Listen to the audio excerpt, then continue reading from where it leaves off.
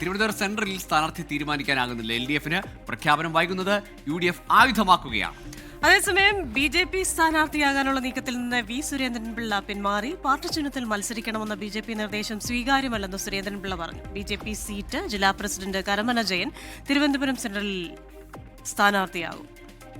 ശ്രീജിത്താണ് തിരുവനന്തപുരത്ത് ചേരുന്നത്. വിവരങ്ങളുമായി ശ്രീജിത്ത്, ഈ LDF NDA സ്ഥാനാർത്ഥികൾ ഇല്ല എന്നതായിരുന്നു രാവിലെ വരെയുള്ള ചിത്രമെങ്കിൽ അത് മാറി ഇപ്പോൾ NDAക്ക് BJPക്ക് സ്ഥാനാർത്ഥിയാകുന്നു. അപ്പോഴും LDF-നൊരു പേരിലേക്ക് എത്താനാവുന്നില്ലേ? എന്താണ് തടസ്സം?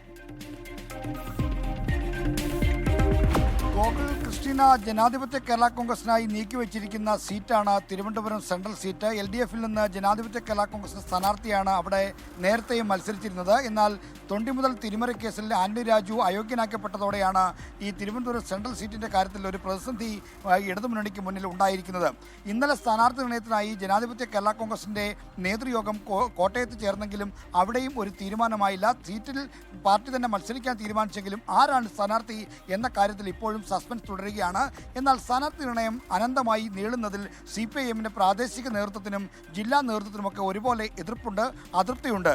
ഈ അതൃപ്തി ആന്റണി രാജുവിനെ അറിയിക്കാൻ അദ്ദേഹത്തെ ബന്ധപ്പെടാൻ ശ്രമിച്ചാൽ അദ്ദേഹത്തെ ഫോണിൽ കിട്ടാത്ത പ്രശ്നവുമുണ്ട് എന്നതാണ് CPIM നേതാക്കൾ ചൂണ്ടിക്കാണിക്കുന്നത്. എന്തായാലും നാളെ രാവിലേക്കകം സ്ഥാനാർത്ഥിയെ പ്രഖ്യാപിക്കണം എന്നുള്ള ഒരു അന്ത്യശാസനം CPIM-ന്റെ ഭാഗത്ത് നിന്ന് ഉണ്ടാകുമെന്നാണ് നമുക്കറിയാൻ കഴിയുന്നത്. എന്തായാലും ജനാധിപത്യ കേരള കോൺഗ്രസ് പറ്റിയ സ്ഥാനാർത്ഥി തേടിയുള്ള അന്വേഷണത്തിലാണ്. കോളേജ് അധ്യാപകർ അടക്കമുള്ള ആളുകൾ ആന്റണി രാജുവിൻ്റെ പട്ടികയിലുണ്ടെന്ന് പറയുന്നു. എങ്കിലും ആ ഒടുവിൽ സസ്പെൻഷൻ ഭേദിച്ച് ആരാണ് സ്ഥാനാർത്ഥിയായി വരിക എന്ന ആകാംക്ഷയിലാണ് എല്ലാവരും. എന്തായാലും പ്രതിപക്ഷം നേതാവ് VD സതീശൻ അടക്കമുള്ള ആളുകൾ ചോദിക്കുന്നുണ്ട്, എന്തായി ഞങ്ങൾ 140 സ്ഥാനാർത്ഥികളെയും പ്രഖ്യാപിച്ചു, നിങ്ങളുടെ സ്ഥാനാർത്ഥി എവിടെയെന്ന ചോദ്യമാണ് ഇപ്പോൾ UDF പ്രതിപക്ഷ നേതാവ്.